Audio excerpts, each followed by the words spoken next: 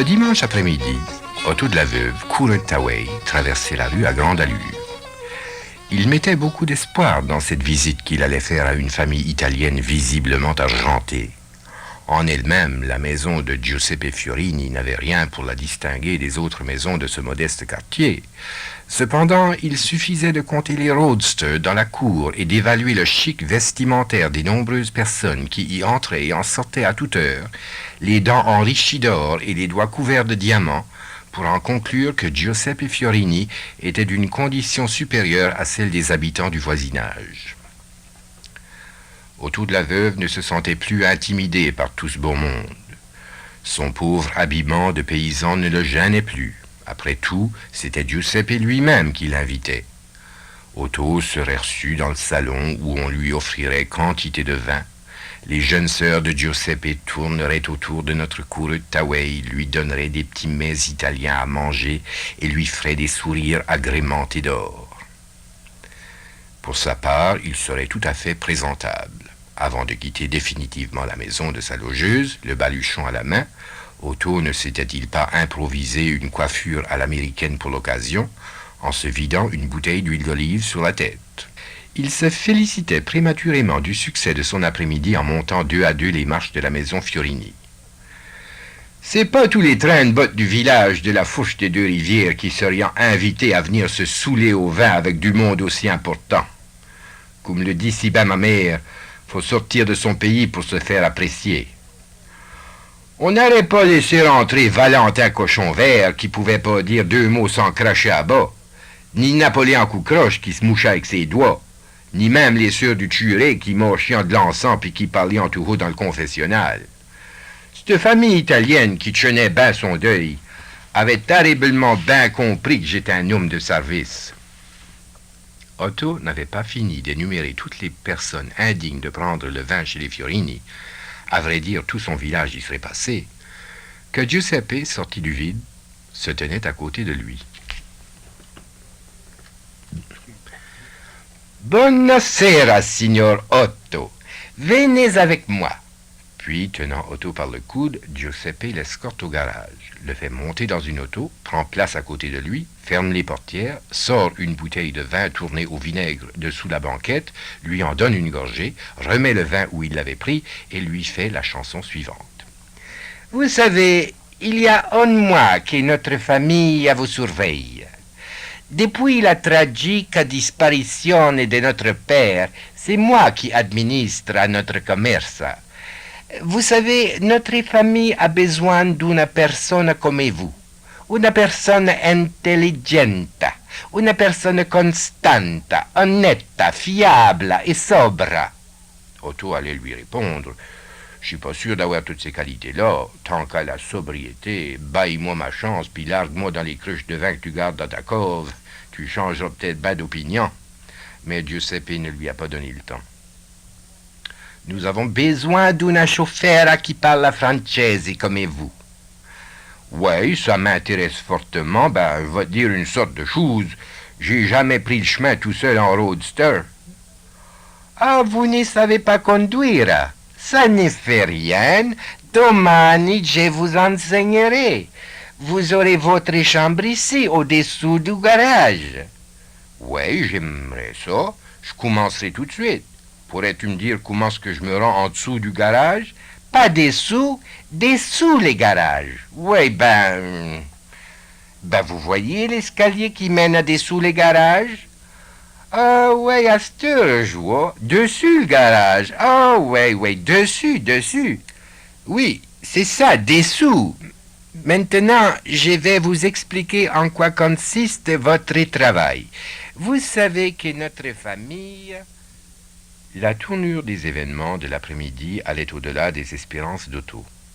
À peine installé dans sa nouvelle chambre, il était tombé sur une cachette de cruchons de vin dans le fond d'un placard. Assis sur son lit, il buvait à sa soif en se disant « Je suis fier qu'il se croyait en trop pour m'inviter à boire dans le salon. J'aurais jamais été si bien servi qu'ici. » Puis il ajoutait, en essuyant l'huile d'olive qui lui dégoulinait sur le nez, si Maurice Abardeau peut haler de la boisson pour le gouvernement canadien, je peux bien faire la même chose pour ces Italiens-ci, par ici. La prohibition, c'est bon pour les faces de carême blême qui prenant le mal de mer assis sur le vase de nuit. Rendu au fond du troisième cruchon, Otto s'assoupissait dans son lit en parlant à Zelika par son cruchon interposé. « Oh, ma Zelika, ma belle plure, mais que j'ai fait ma fortune. Je t'achèterai plus de dents d'or puis de diamants que toutes les Italiennes d'alentour. Puis je te caresserai, je te caresserai, je te caresserai. » Le lendemain midi, Otto et Giuseppe sont rentrés à la maison Fiorini en taxi.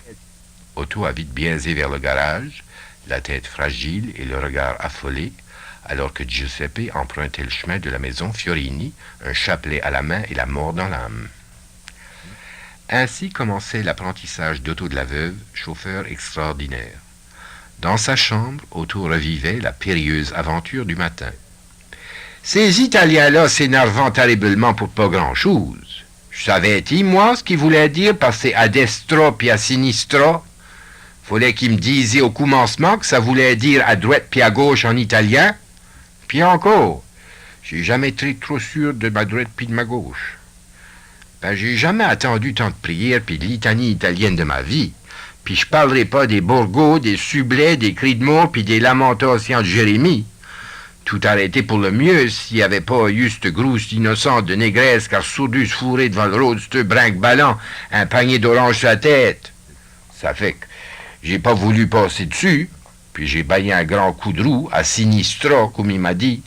Ben, c'est-il de ma faute si j'avais passé à travers la vitre d'en avant d'un magasin pour finir en deux comptoirs, lui un pachet de corset sur la tête, puis moi une pile de culottes sur les genoux. Par chance qu'il avait des assurances, eh ben, je commence en demain, j'y réussirai, il va voir, je réussirai. En effet, Otto a réussi, car en moins d'un mois, c'était bien lui le chauffeur le plus habile de la ville. Il trouvait son travail amusant, peut-être, parce qu'il le faisait dans un triste décor. Tous les matins, il se rendait à pied au salon funéraire d'à côté. Là, après s'être habillé en croque-mort, il prenait le volant d'un corbillard chargé d'un cercueil bien rempli de bouteilles de whisky, de gin et de rhum, puis il allait livrer cette heureuse dépouille à divers salons funéraires des grandes villes avoisinantes. Évidemment, il n'était pas seul. Les deux sœurs de Giuseppe, noires de deuil, le suivaient dans une longue limousine ornée de rideaux à pompons violets. Si jamais il arrivait à la police de s'approcher de cette mascarade, les deux sœurs sortaient de grands mouchoirs blancs, s'embrassaient et versaient un ruisseau de larmes ardentes en sanglotant désespérément. Et quant à Otto, il n'avait pas à s'inquiéter. Personne n'aurait osé douter de son honnêteté, car il avait le visage et les manières désarmantes des saints innocents. Tout heureux de sa tromperie, il se disait « Plus tard, quand j'aurai assez d'argent, je m'achèterai un roadster rouge puis des habes des États, puis j'irai à la fourche des deux rivières voir ma Zelika. »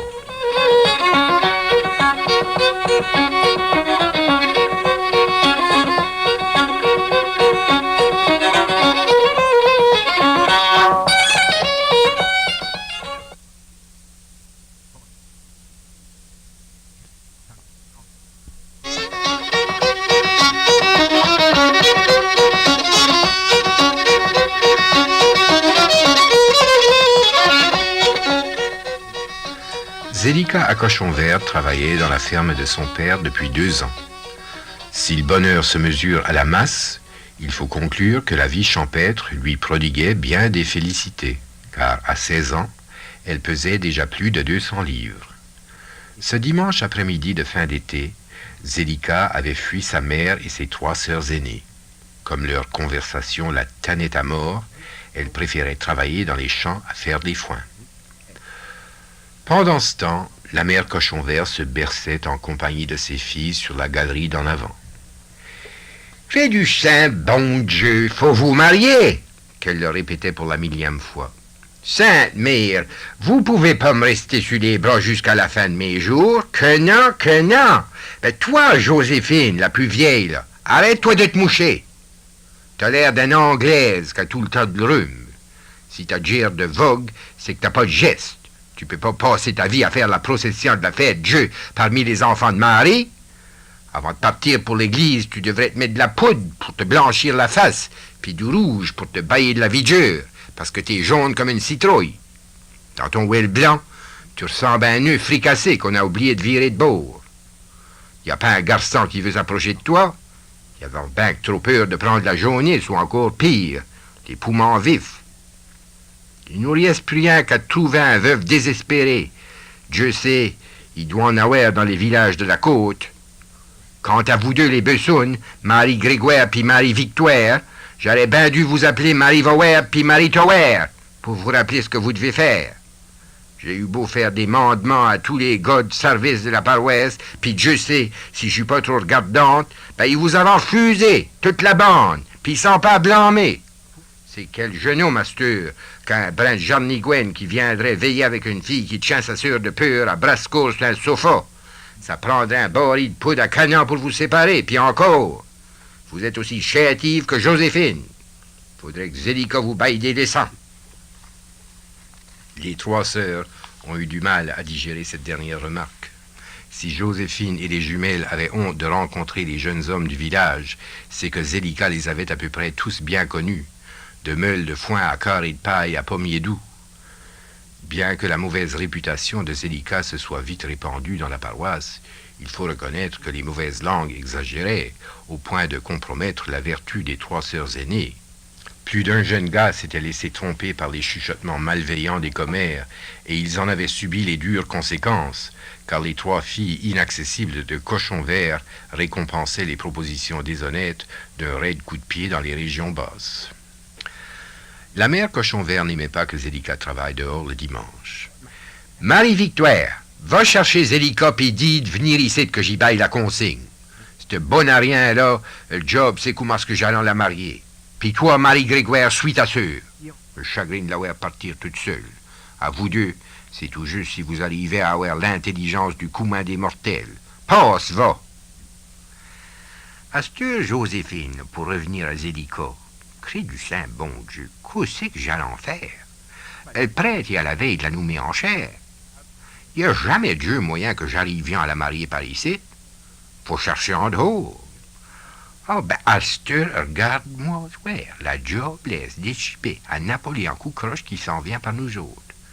Comment c'est qu'un innocent et travailler de la sorte a pu faire pour s'attraper à un homme, me le diras-tu? Elle a eu ses deuxièmes bancs matin. Espère ouais que j'y parle. Crée du saint bon Dieu, la belle fille. Ben, viens voir ici que je te vois.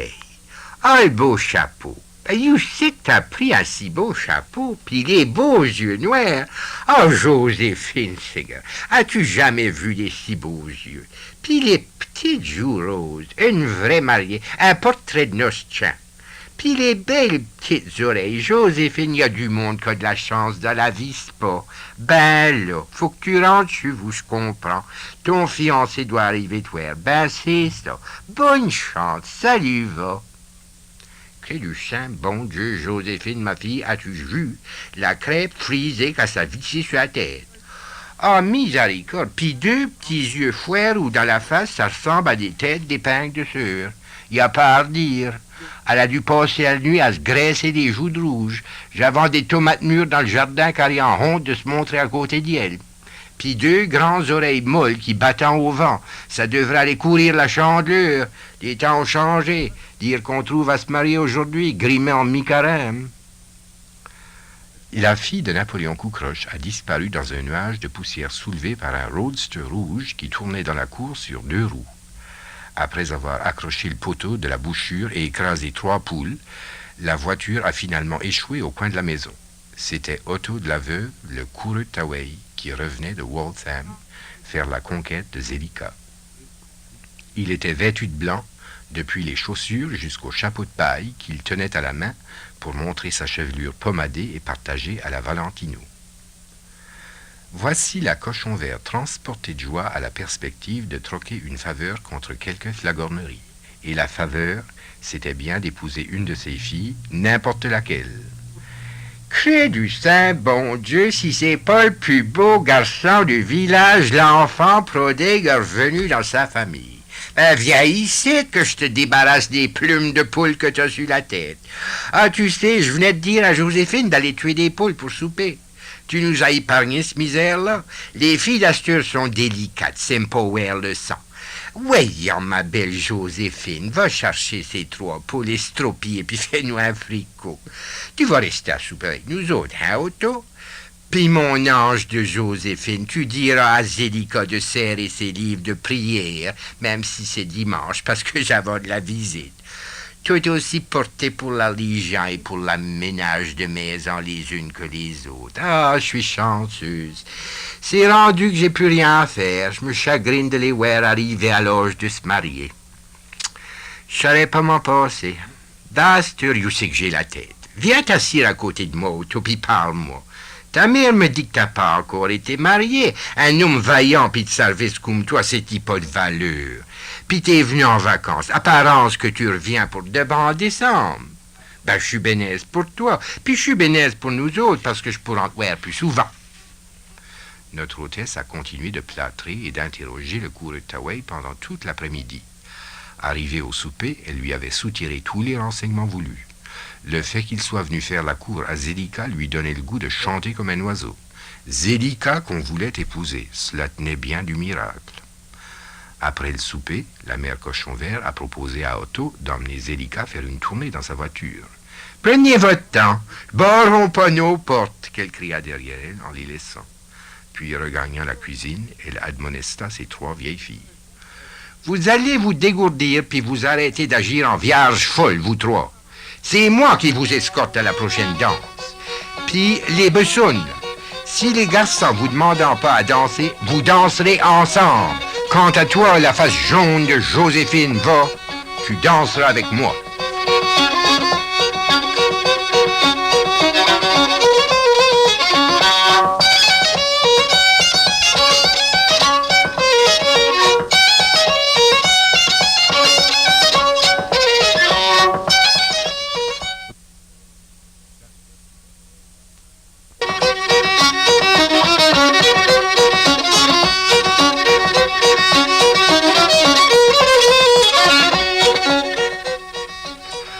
Otto de la Veuve était tout à fait comblé de se trouver enfin seul avec Zélika dans son roadster des États.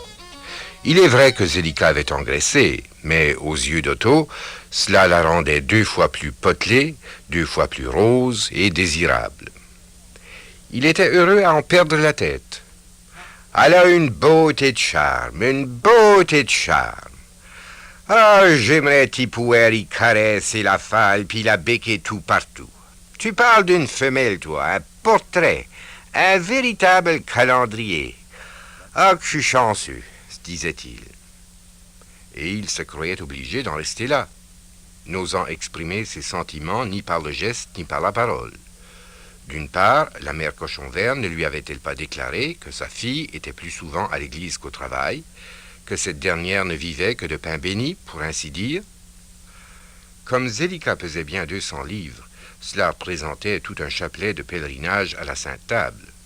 D'autre part, il y avait longtemps que les villageois avaient attablé notre Zélika à un autre genre de banquet, à un festin où le pain avait de la croûte, où il n'était besoin ni de couteau ni de fourchette pour faire bonne chère. Otto ne savait plus qui croire. Il ne savait plus quel parti prendre. Fallait-il se contenter de saliver devant son pâté? Pour sa part, Zélika en avait assez de se faire servir du bout des doigts. C'est-il bien parce qu'il y a des hardes blanches qui a peur de s'approcher de moi, ou c'est-il parce que je pue la grange? Nous voulons enfin arrêter au bout du chemin du ruisseau, puis il m'a pas tâté le portefeuille en sortant. Je m'amuse mieux que ça à la prière du mois de mai. Si ça continue, je l'aurai bête au Jerry de sa gêne. Cependant, une voix prudente lui conseillait du fond d'elle-même de réprimer son exaspération, de ne pas jouer son va-tout.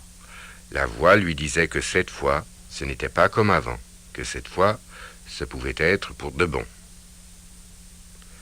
Cloîtrés dans leurs coins respectifs, nos tourtereaux étaient aussi misérables que 2 trapistines installées par le diable devant un repas de noces en pleine semaine sainte.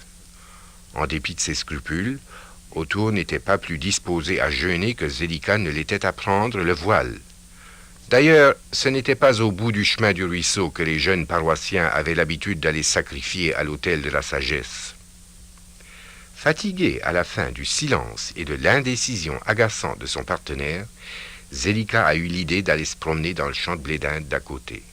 « Hey, Otto, viens voir tout le beau blé d'Inde. Il y a de quoi se faire un repas de mariée par ici. Ça te met pas en appétit, hein? Va ragorner du bois que je nous faisais un feu, puis que je nous faisais en rôtir du blé d'Inde sur la braise. » Otto ne demandait pas mieux qu'un prétexte pour savourer quelque chose, ne serait-ce qu'un flocon de blé d'Inde. En un clin d'œil, il avait allumé le feu qui allait griller son épi et chauffer Zelika par la même occasion. « Laisse faire le blé d'Inde pour la steur, Zelika, puis viens voir par ici. »« Espère, j'arrive. »« Là, qu'est-ce que tu veux me montrer? Du feu? » te demandait Zelika. « Jette-toi à côté de moi, là, Zelika, puis prends tes aises. »« Ça corde j'ai à peu près tant que tu me le demandes, » répondit-elle. « À cette heure, dégourdis-toi, puis fais-toi de la geste, Otto. Autrement, j'arriverai jamais au blé d'Inde. » À la brunante, nos deux amoureux faisaient disparaître le dernier épi, en même temps que disparaissaient les dernières traces de leur appétit.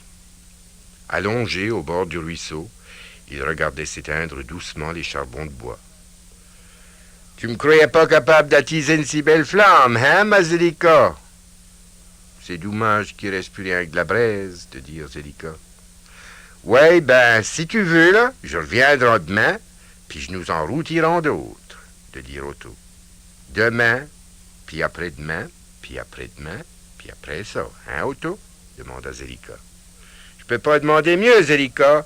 À cette heure, viens te promener dans le bois avec moi, que je parlions de notre avenir. » Zelika et Otto se sont longtemps promenés parmi les arbres parfumés. Parler, ce n'est qu'une façon de dire. L'amour éloquent se passe facilement de paroles. Ainsi, c'est dans le silence rassurant de cette parfaite soirée du mois d'août que nos jeunes amants ont compris qu'ils s'aimeraient pour la vie.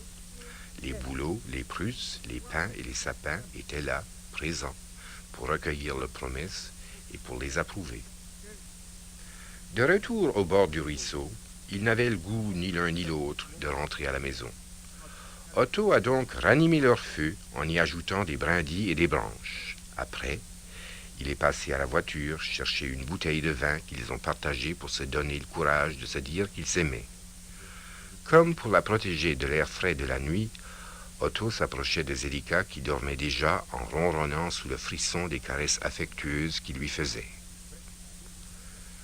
Sans trop se soucier des amours champêtres qu'elle avait versés la veille, la nature a réveillé nos dormeurs dans un tintamarre assourdissant où les chants des coqs se mêlaient à qui mieux au croassement des corbeaux, aux cloches de vaches, aux stridulations des criquets et aux jurons du fermier d'en face qui les menaçait d'une fourche en les sermonnant avec verve.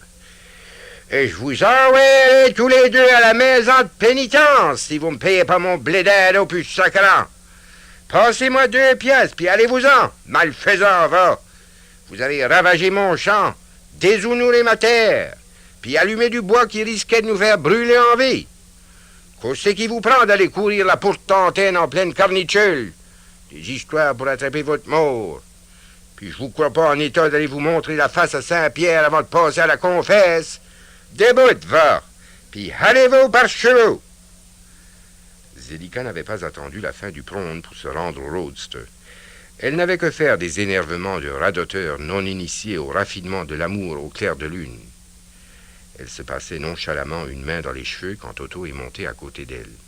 « Encore un prêcheux de neuvaine qui a défoncé ses draps, » dit-il en mettant sa voiture en branle.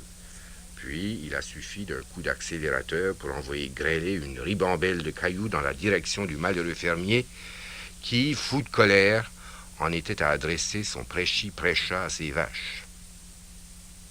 À la maison, la mère Cochon Vert se félicitait d'avoir jeté sa fille Zelika dans les bras d'Otto. « J'ai eu raison de les envoyer veiller en haut. Comme ça, Zelika a eu meilleure chance à y montrer qu'elle était hors du commun.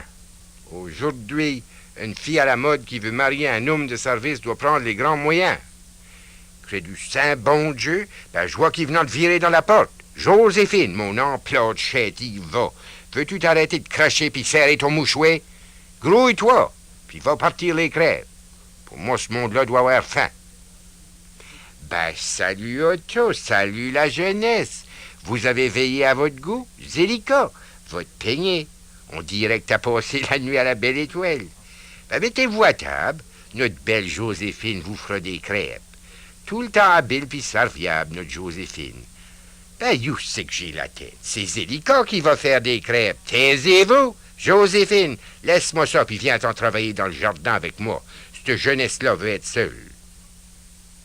Otto a passé le reste de ses vacances à promener Zélika de champ de blé d'Inde à champ de blé d'Inde, si bien que plus d'un fermier de la paroisse s'en sont plaints au curé qui leur a garanti un sermon marathon où il serait surtout question de mettre une meule au cou et de jeter à la mer tous les fauteurs de scandale ainsi que tous les partisans du péché en plein air. Zélika aurait voulu épouser Otto tout de suite et partir dans le Massachusetts avec lui, mais c'était impossible.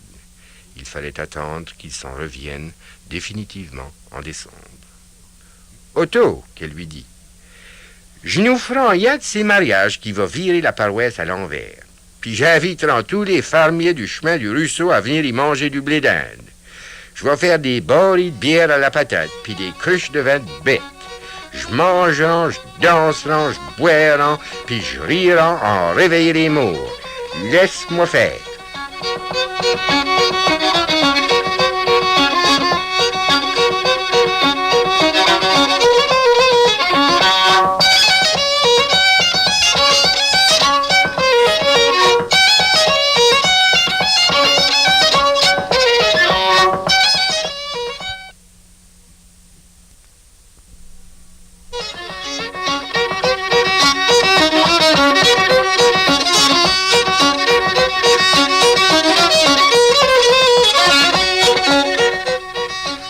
La vie était bien triste pour Zélika à Cochon Vert, depuis que son fiancé Otto, le coureur de Taway, était parti reprendre son travail dans le Massachusetts. Il est vrai que Otto allait revenir l'épouser en décembre, mais Zélika devait patienter encore 2 longs mois avant d'aller avec Otto faire bénir leur union. Comme l'Église refusait de les marier pendant l'Avent, Zélika trouvait cette prolongation bien malaisée, d'autant plus que son fiancé lui avait fait une avance de trop pendant sa visite du mois d'août à la fourche des 2 rivières. Zélika avait perdu l'appétit, elle avait mal au cœur, n'arrivait même pas à garder le peu qu'elle se mettait sous la dent le matin, et maigrissait à vue d'œil. La mère Cochon Vert était bien chagrinée de voir sa fille errer d'une fenêtre à l'autre, à longueur de journée, le mouchoir à la main. « J'ai du saint bon Dieu, Joséphine, » qu'elle disait à l'aînée de la famille. « Qu'est-ce que je pourrais en faire pour la ravigoter à cette heure? D'abord, faut y changer les idées. Si je savions écrire, nous autres, en seulement, je manderions à cet esclave qui est aux états de s'en venir la marier au plus sacrant. Comme c'est là, je pouvons pas faire écrire une lettre à la femme à Eustache à Octave. Aussi bien aller prôner nos malheurs parmi les maisons. Ben tiens, si je l'emmenions à la grand-messe dimanche qui vient, un bon sermon y ferait pas de tort, et puis ça y ferait peut-être pas de bien non plus, parce que y a un bout de temps qu'elle attend plus que le monde y dit. Autant parler un peu tôt. Par bout, je me figure qu'elle a perdu l'idée. En effet, Zélika était imperméable au sarcasme de sa mère. La vie n'aurait du sens pour elle qu'au retour d'Otto. Dans l'attente de ce futur mari, Zélika visitait toutes les fenêtres de la maison qui donnaient sur les champs de blé d'Inde du chemin du ruisseau. Là, elle se rappelait avec nostalgie ses escapades de l'été précédent avec Otto. Je reverrai-t-il jamais un train de vie aussi enjoblé? Je boirai-t-il jamais du si bon vin? J'arriveront-ils à si bien faire enrager les fermiers du chemin du ruisseau? Ça me fait rien si ces fermiers marabouts sont venus se plaindre à ma mère. Aborder ici à cette heure avec une brassée de bouteilles vides puis les larguer sur les pieds de ma mère en lui disant qu'il allait en voir le tuerait pour me faire dénoncer en chair. Je crois qu'avant de brousser chemin, quand Cailleuse a baillé un coup de pied au derrière puis Cailleuse a dit que j'allais me marier, puis qu'il n'y avait pas de Dieu mal possible à chercher à se marier au jour d'aujourd'hui. Aïeux a fait voir que les cochons en verre s'en alliant pas à la Valdrague. Che warwari, che hario. Toutes ces plaintes des fermiers du chemin du ruisseau avaient bien irrité les ulcères d'estomac qui martyrisaient le curé du village.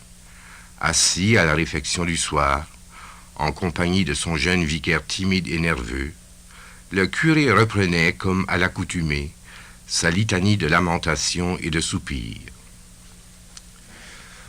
Je ne suis qu'un vieux pêcheur d'âmes ballotté par les houles d'une mer agitée. Pauvre de vous, de répondre le vicaire. Je ne suis qu'un vieux pêcheur d'âmes aux bras fatigués de ramer à contre-courant. Pauvre de vous.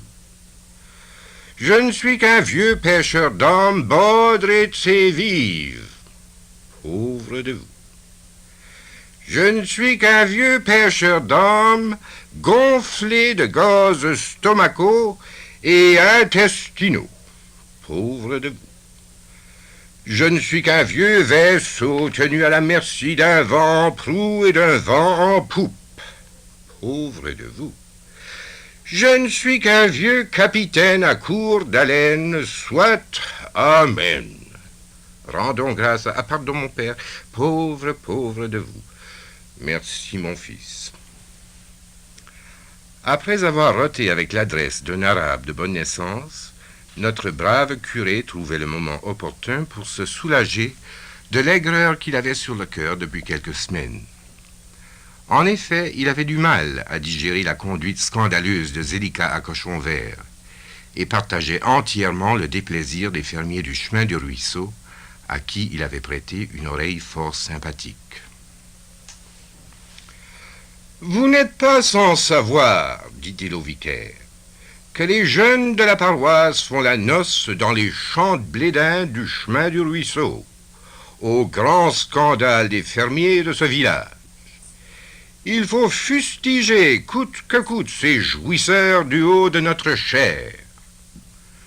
Bien qu'il ne soit pas dans les habitudes de votre pasteur de confier à son subalterne la grave responsabilité de ramener les brebis égarées au troupeau, il lui faut cependant se plier à la volonté du roi tout-puissant, ses malaises gastriques ne lui permettant pas cette fois de prendre la parole en public, de crainte d'être pris soudain, de vapeurs imprévues et contre-indiquées. Éloignant de sa personne son bol de gruau, le saint homme a sommé le jeune vicaire appréhensif de mettre sur papier les paroles qu'il allait prononcer. La jeunesse d'aujourd'hui est un navire en perdition qu'il faut ramener à bon port. Peu lui importe si nous la mettons tous les jours dans nos prières sous la protection de l'étoile dorée qui veille sur l'Acadie. Elle a débarqué son pilote et s'est précipitée avec emportement dans les bourrasques de l'Ouest. Elle a perdu la boussole, le gouvernail et les grappins et s'en va à la dérive. Ah, malheureuse barque déchaînée de Babylone, quand tu auras chaviré dans les maelstroms vertigineux des eaux noires et agitées, la mer crachera ta coque renversée sur les sables déserts des îles maudites. Ah, triste épave mutilée, seule dans ces lieux solitaires et délaissés, tu seras rongé pendant toute une éternité par les vomissures incandescentes des volcans outragés, furibonds et vindicatifs. Reviens, rejoins ta flottille. Viens te faire bercer dans le calme des eaux consolatrices de ton pays. Mais non, tu t'éloignes, tu ne veux pas écouter. Ah, calamité! Petit à petit, le teint du jeune vicaire tirait sur le verre d'une pomme sûre, car il se sentait atteint du mal de mer. En effet, il se laissait facilement impressionner par les envolées oratoires du curé. Depuis son arrivée dans le presbytère de la Fourche des Deux-Rivières, le vicaire passait souvent des nuits cauchemardeuses en enfer, où il était assailli de tous côtés par une horde de démons difformes et terrifiants, sortis de l'imagination fertile de son supérieur. Le jeune insomniaque, tout secoué d'émotion, n'avait réussi à noter que quelques bribes du prône sur les égarements du navire en perdition. « Eh bien, mon fils, inspiré des quelques bons sentiments dont je viens de vous faire part, vous monterez en chair dimanche à ma place et vous ferez valoir les mérites d'une conduite correcte à ces jeunes échevelés qui se permettent de semer jusqu'à des bouteilles vides dans les jardins de nos honnêtes paroissiens. Je m'assoirai près de la chaire pour vous seconder, au cas où vous n'arriveriez pas à faire passer toute la gravité du scandale. N'oubliez pas le mot-clé, conduite correcte. » Le vicaire n'en croyait pas ses oreilles. Monter en chair, lui qui n'osait pas grimper sur une chaise de peur d'y prendre le vertige. Réprimander la jeunesse, lui qui ouvrait les portes aux mouches par esprit de charité. Lui qui n'avait surtout jamais prononcé de sermon. Soudain, il s'est senti plus souffrant que le curé. Le dimanche, il arrive à l'église sans sermon. Dans son énervement, il l'avait égaré. Faible, blême et tremblotant, il monte en chair, la mort dans l'âme. Peu lui importe ce qu'il va dire, tout ce qu'il demande, c'est la force d'émettre quelques paroles. « Mes bien chers frères, la jeunesse d'aujourd'hui s'est embarquée sur un bateau qui va échouer dans le blé d'Inde. Et cela, ce n'est pas correct. C'est vrai, la jeunesse d'aujourd'hui est dans le blé d'Inde. Autrefois, on la disait dans les patates. Aujourd'hui, elle est bel et bien rendue dans le blé d'Inde. Ce n'est pas correct. Le retour à la bonne conduite des jeunes d'hier, ça, c'est correct. Retourne vomir à Babylone, navire échevelé. Embarque tes bouteilles vides. Fuis les maudites îles et tout sera correct. Les volcans de l'Ouest sont de bien mauvaise humeur. » Bien installé sur 3 coussins de velours au pied de la chaire, le curé contenait aussi mal son mécontentement que ses vapeurs. « Mais qu'est-ce qu'il raconte? Il veut rire de moi. C'est plutôt lui qui se perd dans le blé d'Inde. » Pour sa part, Zélika chuchotait à sa mère. « Je suis bien fier d'être venu. Autrement, j'aurais oublié de te dire de garder les bouteilles vides que les fermiers t'ont larguées sur les pieds. Ça va nous prendre du vin de bête pour les noces. Dommage que j'avance pas de rhum avec nous autres. Le vicaire paraît avoir soif. » Le malheureux débutant était dans tous ses états. Il avait perdu le texte de son sermon. Maintenant, il perdait l'attention de la congrégation. De plus, il entendait geindre son curé derrière lui. À ses pieds, il voyait sourire les dames sous un jardin de chapeaux printemps-automne. Jusqu'à la mère Cochon Vert qui venait d'étouffer un fou rire d'une main plus accoutumée au pied de nez qu'aux gestes discrets. Zélika, elle, riait tout fort en se tenant les côtes. Voici notre prédicateur pris de panique. Une seule solution lui trottait dans la tête. C'était de mettre fin à ce galimatia en un rien de temps. Grisé par cette idée salutaire, il descend des volcans à toute vitesse, débarque son pilote, traverse plus d'une bourrasque, renverse sa coque et fait escale sur une plage. En un clin d'œil, il était rentré à bon port, à la grande satisfaction de l'Étoile dorée. « Tout sera correct. C'est la grâce que je vous souhaite, au nom de la Trinité. » L'infortuné curé avait grommelé son insatisfaction entre ses dents pendant tout le sermon. Ne pouvant tenir le coup, il est parti transpercé de douleurs gastriques en pétant très fort. Le vicaire n'était plus en odeur de sainteté. L'heureux effet du vicaire sur Zélika allait au-delà des espérances de la mère Cochon Vert. Demain, on ferait de la bière et du vin. Après, il fallait coudre une robe et fabriquer un voile de mariée. Tout allait maintenant pour le mieux, en route pour les noces.